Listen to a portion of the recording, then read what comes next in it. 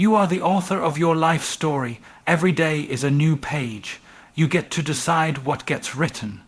You are the author of your life story. You coast. It's a psychological truth and a spiritual responsibility. Every single day you wake up with a choice. Do you continue repeating the script that was handed to you, shaped by other people's expectations, limitations, and fears? Or do you pick up the pen and begin to write something different, something honest, something bold, something deeply aligned with who you are becoming? You see, so many of us are living on autopilot, rehearsing narratives that were never truly ours. We tell ourselves we're not enough, we're too late, we missed our chance. But those aren't facts, they're old echoes. The moment you become aware of the story you're telling yourself is the moment you gain the power to change it. And that awareness is everything. That's where transformation begins. Psychologists call it cognitive reframing. Philosophers call it awakening. Whatever name you give it, the idea is the same. Your inner narrative shapes your outer reality. What you believe about yourself creates the world you walk through. So if today you're waiting for permission to begin again, this is it. You are not stuck. You are not finished. You're just one new chapter away from becoming everything you were meant to be. The power of consistent inner dialogue, what you say to yourself daily, determines your direction. Choose words that uplift and align with your purpose. What you say to yourself matters more than what anyone else ever says about you. That inner dialogue, those thoughts that run quietly through your mind all day long, they're not just background noise. They are instructions to your brain. They become your beliefs, and your beliefs shape your identity. Over time, they determine the direction of your life. Most people never stop to examine the tone or content of that internal voice. But here's the truth. Your mind is always listening, and it responds to repetition. If you tell yourself you're not good enough, you'll start making choices that reinforce that belief. If you tell yourself you're capable, worthy, and evolving, your behavior will begin to mirror that truth. Neuroscience calls this neuroplasticity, the brain's ability to rewire itself based on experience and thought patterns. You have the ability to teach your mind how to think differently, but like anything powerful, it requires consistency. You don't just speak it once, you speak it daily, like brushing your teeth, like eating. You feed your mind words that nourish your soul. So, let me ask you, what would change if you spoke to yourself the way you would speak to someone you love? Because the voice you live with the most is your own. Turn pain into power. Challenges are not punishments, they are portals. Your most painful moments carry the seeds of your greatest growth. Pain is a powerful teacher, perhaps the most honest one we'll ever have. And while the instinct is to avoid it, numb it, or move past it quickly, what we often miss is that pain holds information. It tells us where the wound is. It exposes what needs to be healed, what needs to be let go, and what's been buried beneath years of distraction or denial. The most remarkable part, within that same pain lies the seed of your power. Philosophers have long said that suffering is the catalyst for awakening. Carl Jung put it plainly, there is no coming to consciousness without pain. Growth doesn't come from staying comfortable. It comes from choosing to lean into discomfort with intention, with the desire not just to survive, but to evolve. The key is to stop asking, why is this happening to me? And start asking, what is this trying to teach me? That simple shift can turn a moment of breakdown into a moment of breakthrough. It's not about romanticizing struggle. It's about recognizing that what breaks you open also builds your depth, your wisdom, your resilience.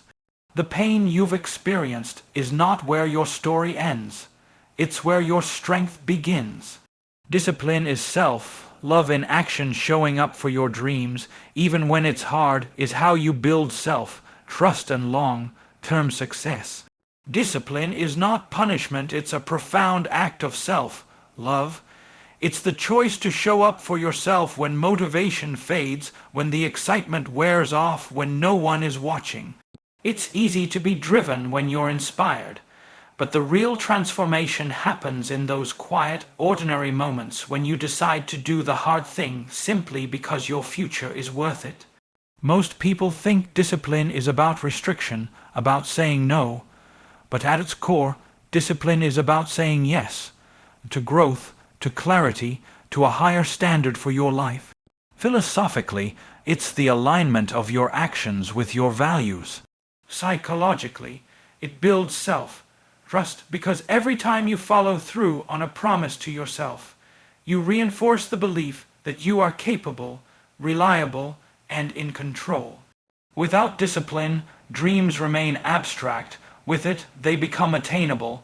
It's not about being perfect, it's about being consistent. One small, intentional step taken every day is infinitely more powerful than a grand gesture made once and forgotten. So the question isn't whether you're ready to be disciplined. The question is, are you ready to love yourself enough to keep showing up, even when it's hard? Because that's where your life begins to change. Energy flows where intention goes. When you direct your focus, you direct your future. Intention gives your life shape and clarity. Energy follows focus. That's not just a spiritual idea. It's a cognitive principle backed by science. Where your attention goes, your emotional and mental resources follow. Every day, you're placing your focus somewhere. The question is it intentional, or are you giving your energy away to distractions, negativity, and noise? Your intention acts like a compass. It doesn't guarantee that the path will be smooth, but it ensures that you're headed in the right direction. Without intention, life becomes reactive. You're constantly responding to what's happening around you instead of creating what happens within you. But when you live with clear intention, whether in your relationships, your career, or your health, you begin to filter your decisions through a deeper sense of purpose. This is where real momentum comes from, not from doing more, but from focusing better. Every time you pause to ask, does this align with who I'm becoming? You're taking control of your energy. You're not just surviving the day, you're shaping your future. Don't let your focus be hijacked by things that don't matter, because whatever you give your attention to will grow. Choose wisely. Gratitude is your daily reset button. Practicing gratitude isn't just spiritual, it's scientific. It rewires your brain for positivity, growth, and fulfillment. Gratitude isn't just a feeling, it's a discipline. A trained mind is a grateful mind, and a grateful mind is a resilient one. It's easy to be grateful when life feels good, but the real power of gratitude is revealed when things aren't going your way, when everything feels uncertain or unfair. In those moments, gratitude becomes an act of defiance. It says, I will find meaning here, I will not be consumed by lack. From a psychological standpoint, gratitude rewires the brain.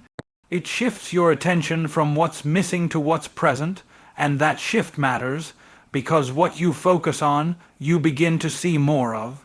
The more you acknowledge what's working, the more your mind starts looking for solutions instead of problems. It's not about denying struggle, it's about recognizing strength even in small things.